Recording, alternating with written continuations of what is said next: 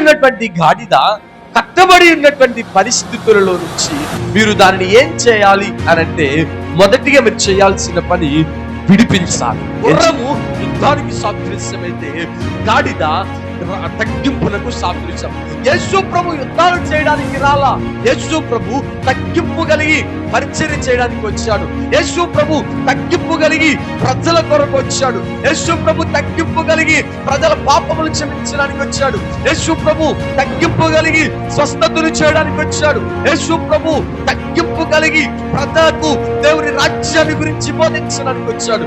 అదే యేసు ప్రభు తగ్గింపు కలిగి ఒక గొప్ప రాజుగా ప్రజల మధ్యలో ఊరేగడానికి వచ్చాడు. మరి ప్రజలకు యేసు ప్రభు ఏం నేర్పిస్తున్నాడు అనంటే, ఆయన తగ్గించుకున్నాడు.